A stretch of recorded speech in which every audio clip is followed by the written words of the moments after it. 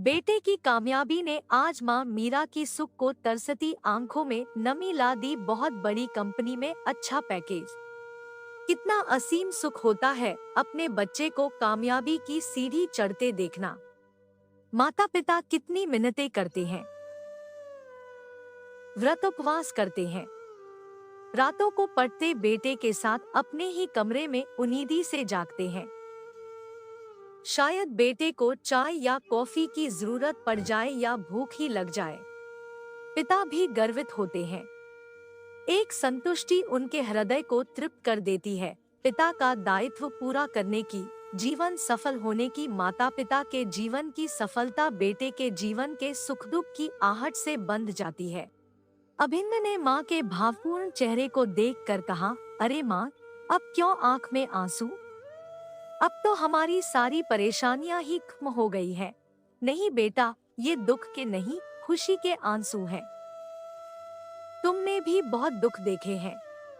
हम तेरी छोटी ख्वाहिशें भी हम पूरा नहीं कर पाते थे।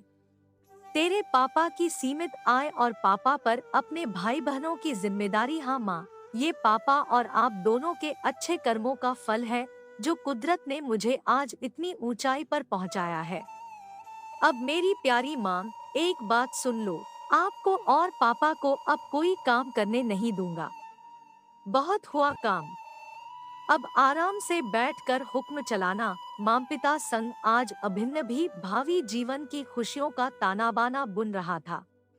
सुख की दस्तक ने जीवन में रंग भरने शुरू कर दिए थे। छोटे से शहर शामली से आज मुंबई के 5 बेडरूम वाले फ्लैट में बैठे थे। बहू अनिका नए फर्नीचर और सजावट की चीजें खरीदने से सजारी मुस्करा रही थी। माँ, शाम होने को आई, आप लोगों को चाय लगवा दूं? अनिका ने प्यार से गले में बाहें डालते हुए कहा। सुख की निर्झरिणी अनिका हमेशा मुस्कराती रहती। अभिन्न की तरह ही उसका भी प्रयास रहता कि सास ससुर को किसी भी चीज की परेशानी न हो। हाँ बेटा, बनवा दे, तू भी सुबह से काम में लगी है, अपनी चाय भी हमारे साथ आकर पी ले। ओके मम्मा। अपनी जॉब में आकर अभिन्न अधिक ही व्यस्त हो गया, पर जब भी ऑफिस से घर आता थोड़ी देर माम पापा के साथ अवश्य बैठता। अब घर भी व्यवस्थित हो चला था। माता पिता दोनों सुबह टहलने जाते, आकर नहाकर पूजा करते, फिर साथ में बैठकर मनपसंद ताश खेलते या टीवी देखते। माँ, आज दशहरा है, खाने में क्या बनेगा? निका बेटा, आज रायता पूरी और सब्जी बनेगी। रायता जरूर बनता है। ठीक है माँ, मैं करती हूँ। अरे माँ, आप रसोई में क्यों आ गई? अभिन्न देखेंगे तो गुस्सा होंगे कि मेरी माँ से काम क्यों करवाया। माँ को रसोई में देख अनिका ने कहा, तो उसे बताने कौन जा रहा है? आज खाना मैं बनाती हूँ। एक अनोखी लालसा माँ के चेहरे पर तैर गई। आज वे अपने हाथ से खाना बनाकर सबको खिलाना चाहती थी। वैसे भी बहुत दिनों से उन्होंने रसोई में कदम ही नहीं रखा था। जब से यहाँ आई है, बहू अनिका आगे बढ़कर सारा काम संभाल रही थी। उन्हें कुछ करने का मौका ही न मिलता। मीरा खुश भी थी। दुर्दिन छन गए हैं। प्यार सम्मान करने वाली बहू मिली थी और क्या चाहिए।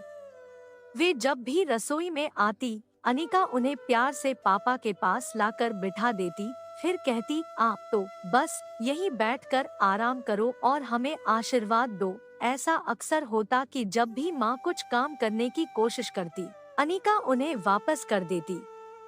उनका मन अब उदास होने लगा था। बिना काम किए लगता था जीवन का महत्व ही नहीं है। मीरा का मायका और ससुराल भरा पूरा था। सुबह से शाम काम में ही बीतता था। खाना बनाना या कुछ करते रहना उनको आंतरिक खुशी देता था, पर अब वे चाह कर भी कुछ नहीं कर पा रही थी। आज धूप में बैठे हुए मीरा ने सोचा, एक स्वेटर ही शुरू कर लेती हूँ। वे फंदे डाल ही रही थी कि अनिका आ गई। अरे माँ, आप स्वेटर क्यों बना रही है? आपके कंधों में दर्द हो जाता है। रहने दीजिए। वैसे आप किसके लिए बना रही हैं? तेरे पापा के लिए बना रही थी। शाम को मीरा बाजार से एक गिफ्ट ससुर के लिए लेकर कर आई। पापा देखिए, आपके लिए गिफ्ट है। अरे यह तो बहुत सुंदर है। ससुर जी ने पैकेट खोला तो एक सुंदर स्वेटर अपनी रंगत बिखेर रहा था। पश्मीने की वूल का स्वेटर हाथ में लिए ससुर जी उसे सहला रहे थे। एक जमाने में उनकी ऐसे स्वेटर की बहुत ख्वाहिश थी, लेकिन सीमित आय और बड़े परिवार की जिम्मेदारियों ने यह चाहत पूरी न होने दी। उनका खुशी से चेहरा चमक रहा था। मीरा सोच रही थी, कितनी हृदय से जुड़ी प्यारी लड़की है, जरा सी कोई इच्छा हो उसे तुरंत पूरा करती है। लेकिन अब उनका मन भी चाहता था कुछ करे। यूं ही बैठे रहना उन्हें निरर्थक लगता। कभी ऐसा लगता अब वे बेकार हो गई हैं, उनसे कुछ काम ही नहीं होगा। जैसे उनका खुद पर से विश्वास ही खत्म होता जा रहा था। जिस भी काम को करने चलती, बहू हाथ से काम ले लेती या सहायक को कहकर करवा देती। वे बेमन से बैठी रह जाती। उनका आत्मविश्वास डगमगाने लगा था। उनको हृदय में सब कुछ होते हुए कुछ खालीपन सा लगता। कुछ दिन इसी ऊहापों में बीते। बहू से उसके लाड़ प्यार के आगे कुछ कह भी न पाती। अब मीरा का मन अपने पुराने घर जाने को करने लगा। उन्हें अपनी रसोई, अपना घर याद आने लगा। सुनो जी, कुछ दिनों के लिए घर वापस चलें। रात में सोने के पूर्व मीरा ने पति से कहा। क्यों, क्या हुआ? तुम्हें किसी ने कुछ कहा? कुछ परेशानी है क्या? यह भी तो अपना घर है। कुछ दिनों से मैं देख रहा हूँ तुम कुछ परेशान हो। अरे आप तो परेशान हो गए। मुझे कोई परेशानी नहीं, न ही किसी ने कुछ कहा।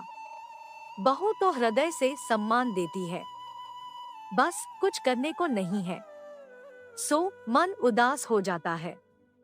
लगता है मेरे जीवन का कोई मकसद ही नहीं, अपने ही घर में मेहमान हो गई हूँ। ओहो, बस इतनी सी बात। ठीक है, अब तुम काम कर सकोगी, लेकिन एक वादा करो, खुद को थकाओगी नहीं, तुम्हारा बीपी बढ़ जाता है। सुबह नाश्ते के बाद महेश जी ने बोला, अनिका, आज मुझे खाना मेरी पत्नी के हाथ का चाहिए और कोई नहीं बनाएगा। अनिका ने अचानक से पापा जी की आवाज सुनकर परेशान होते हुए कहा, क्या हुआ पापा जी? खाने में कुछ गड़बड़ हो गई, मुझे बताइए। हाँ, बहुत बड़ी गड़बड़ हो गई है। तुमने अपनी सास को मेहमान बना दिया है, कहकर जोर से खिलखिलाकर हंस पड़े। पर पापा जी, महेश जी ने प्यार से हाथ सिर पर फेरते हुए कहा, बेटा, आराम भी हिसाब से ही अच्छा लगता है। तेरी सास ने हमेशा किचन पर राज किया है, शायद इसी में उसको तृप्ति मिलती है। कुछ काम कर संतुष्टि हर उम्र की जरूरत है तो, लेकिन माँ को तो बीपी है कहीं काम करने से। अनिका के वाक्य पूरा करने के पहले ही महेश बोले, तुम्हारी चिंता स्वाभाविक है, पर बेटा, हल्का फुल्का काम नहीं थकाता बल्कि स्फूर्ति देता है। तभी अनिका ने सासुमाँ का हाथ प्यार से पकड़ा और रसोई में ले चली। आज आप खीर बनाएंगी, मुझे अभिन्न ने बताया था, आप खीर बहुत अच्छी बनाती है। हमेशा ही खीर खाते के समय वे कहते हैं। माँ बच्चों को खीर देते मुस्करा रही थी। उनके चेहरे पर असीम तृप्ति थी, जिसे देख अनिका भी खुश थी। वह खुद यही तो चाहती थी कि माँ खुश रहे। ये लो तुम्हारी खीर बनाई की साड़ी, कहते हुए पति महेश ने साड़ी दी। अनिका ने ऊन सलाई और अभिन्न ने उनको मॉर्निंग वॉक के शूज। अरे आप लोग ये सामान कब लाए और इन सब की क्या जरूरत थी? बहुत दिनों बाद उनके मन का कोना उमंग में चंचल हो उठा। वे नयनवेली सी मुस्करा उठी। जरूरत थी, इस घर में आज आपकी पहली रसोई थी। अभिन्ना, अनिका और महेश ने एक साथ कहा। मैं यह साड़ी एक हफ्ते बाद करवा चौथ आ रहा है, उसके लिए लाया था, महेश जी ने कहा। बच्चों और पति के प्यार से अभिभूत मीरा सुख की छाया में गुनगुना उठी।